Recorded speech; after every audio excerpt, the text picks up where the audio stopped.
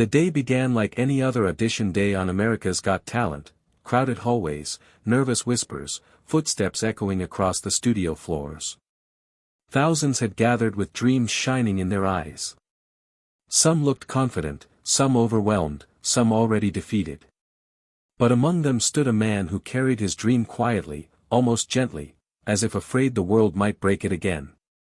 His name was Rico Manalo, a 34-year-old Filipino hotel singer who had spent more than a decade performing in dim corners of restaurants, small birthday events, and seaside bars where no one remembered his name. He was used to claps that faded too quickly, crowds that barely looked up from their dinner plates, and long nights where the only sound he heard was the ocean outside his window. Yet somehow, he never stopped singing, not even when life tried to silence him. Rico arrived at the AGT backstage with a worn-out guitar case slung over his shoulder. The leather was cracked, the handle wrapped with tape, the zipper rusted from years of humid nights. It wasn't just an instrument, it was a part of his life, carrying stories only he remembered. He moved gently through the crowd, not pushing, not announcing himself. Just a soft presence in a loud world. Most people glanced at him and then looked away. He didn't look like a star. He didn't try to. He only carried the quiet confidence of someone who had survived storms no one else had seen. As he waited for his name to be called, Rico sat in a corner, alone, but strangely peaceful. He thought of his mother back home in the Philippines, working long hours in a small bakery. He thought of the nights when he promised her he would make something of his life, even if he didn't know how. He also remembered the rejections, the failed auditions, the cruel comments, the feeling of holding a microphone with shaky hands because no one believed in him. But today felt different. Not because he expected to win, but because he finally felt ready to share the version of himself he had kept hidden for so long. Behind the noise and excitement of AGT, Rico Manalo stood unnoticed, yet something deep within him whispered that today, the world would finally hear him. The hallway grew quieter as Rico's turn approached. His hands rested on his guitar case, steady but warm with nervousness. He stood when the stage assistant called his name, offering him an encouraging nod he didn't realize he needed. Rico exhaled slowly, a breath that carried years of waiting, years of almost giving up, years of singing to keep himself alive inside. As he stepped toward the stage entrance, he could feel the vibration of the crowd on the other side. Applause, laughter, chatter, sounds that belonged to thousands of dreams colliding in one room. Rico had heard these sounds before, but never from the center of the stage. Never from a place where the lights would fall only on him. The moment he stepped into the spotlight, everything changed. The huge AGT stage stretched out before him like a world he had only seen in dreams. The LED screens glowed, the judge's desk shimmered under bright lights, and the massive audience sat like a silent wave waiting for the next spark. He took a few steps forward, absorbing every detail. The air felt heavier, warmer, alive. It was the kind of moment that either breaks a person or reveals who they truly are. Rico stood still, gently placing his guitar strap over his shoulder.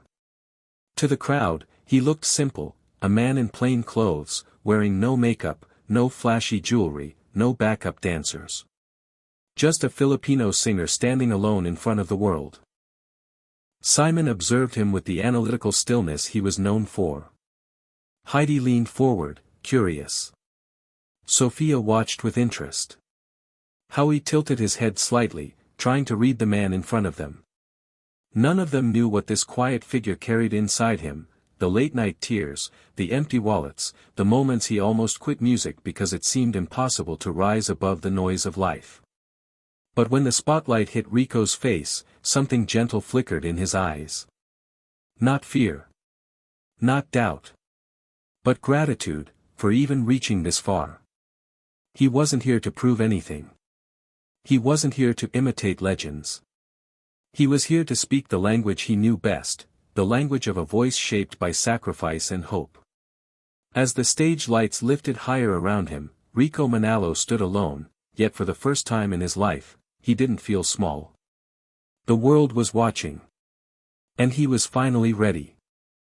The room settled into an unexpected quiet as Rico adjusted the microphone. The audience didn't know his name. The judges didn't know his story. The world didn't know the weight behind his trembling breath. But in that stillness, Rico felt something he had not felt in a long time, a sense of belonging, as if every step in his life had led him to this one fragile moment. He closed his eyes for a second, not to hide, but to remember. He remembered singing on empty hotel stages at 1 a.m., when only a few tired guests listened. He remembered nights when he sang through hunger, because performing meant earning enough to send money home. He remembered standing outside bars, watching people walk past him, unaware of the voice he carried. And then, he opened his eyes. The track began softly, a familiar rhythm that touched the deepest corners of his heart. And when Rico released the first note, everything around him shifted. The sound that left his lips was not loud. Not forceful. Not desperate. It was pure, shaped by pain, shaped by love, shaped by every moment he had lived and survived. A sound that didn't try to impress, it simply existed, honest and raw. The audience felt it instantly.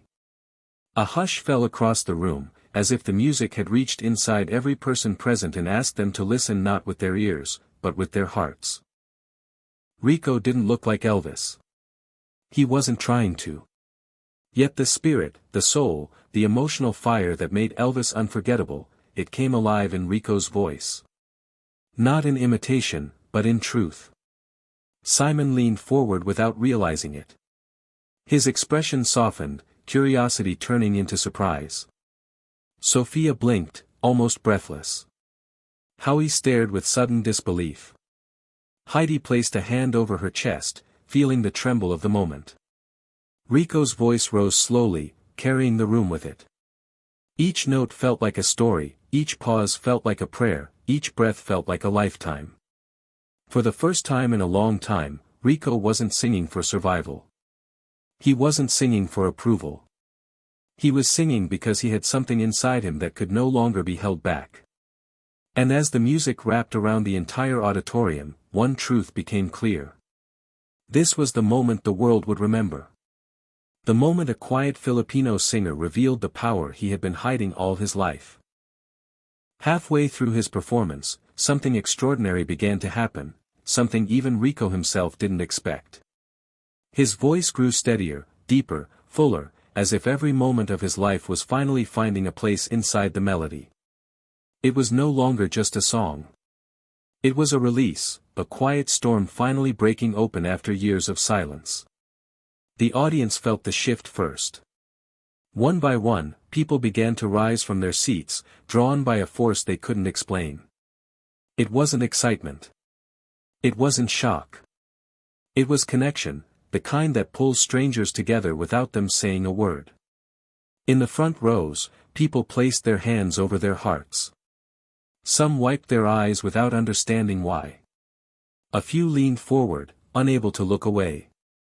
The air inside the auditorium grew heavy with emotion, a warm, trembling energy that wrapped itself around every soul in the room. Rico stood at the center of it all, unaware of the impact he was creating. He simply kept singing, lost in a world only he could see. A world filled with memories of late-night boat rides to small gigs, phone calls with his mother who always told him to keep going, and quiet moments when he doubted whether his voice mattered at all. But here, in this vast room filled with thousands, his voice mattered more than ever. Even the judges felt the shockwave. Howie's face softened, his usual humor replaced by awe. Sophia blinked rapidly, her eyes shining. Heidi looked stunned, as if witnessing something rare and fragile. And Simon, for the first time in a long while, had no reaction to offer. He simply listened, struck by the kind of authenticity that could not be manufactured. The cameras captured every second, the rising crowd, the trembling voices, the tears forming, the energy shifting. And as the live stream spread across the world, millions of viewers felt the same chills running through them. People watching from their homes paused, leaning toward their screens, sensing the birth of something unforgettable. The final chorus grew stronger, filling the room with a power that felt almost sacred. Rico wasn't singing like a contestant anymore. He was singing like a man who had finally found his place in the world. And when the music soared to its highest point, the entire auditorium, thousands of strangers, stood together, united by a voice that had crossed oceans to reach them. A voice the world never saw coming. A voice that was about to change everything. The final note lingered in the air like a fragile thread of light, stretching across the vast auditorium long after the music had stopped.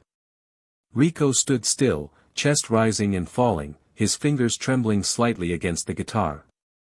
For a moment, the world felt completely silent, the kind of silence that only comes after witnessing something extraordinary. Then it happened. The entire audience erupted at once. The sound was explosive, cheers, claps, screams, people rising to their feet with pure disbelief painted across their faces. It wasn't just enthusiasm. It was gratitude, the kind people feel when they've been touched in a way they didn't expect. Rico blinked, frozen, trying to understand what was happening. He had imagined applause before, in small daydreams he never admitted to anyone. But nothing, absolutely nothing, prepared him for this. The world was looking at him. The world was celebrating him. And for the first time in his life, he didn't feel invisible. In the judges' panel, emotions spilled over. Sophia covered her mouth with both hands, stunned by the depth of the performance she had just witnessed. Heidi leaned back in disbelief, her eyes shimmering with unspoken emotion. Howie nodded slowly, as if acknowledging that moments like this were rare, and this one was going to be remembered.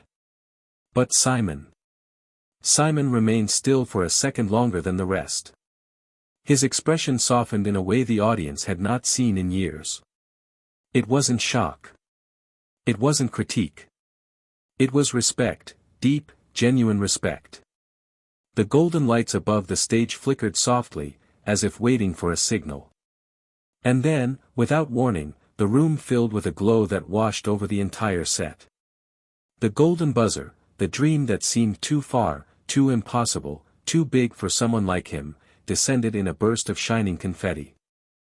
The world seemed to slow as the golden pieces floated around Rico. He looked up, overwhelmed, his eyes filling with tears he had spent years holding back. Every sacrifice, every lonely night, every setback suddenly felt worth it. In that moment, he wasn't just a hotel singer from the Philippines. He wasn't just a contestant. He wasn't even just a remarkable voice. He was a symbol, a reminder that greatness can rise from anywhere, from anyone, from the quietest places in the world. And as the audience chanted his name, as the world watched in awe, one truth echoed through the air. Rico Manalo had just made history. And the world would never forget the day a Filipino Elvis shocked the entire planet.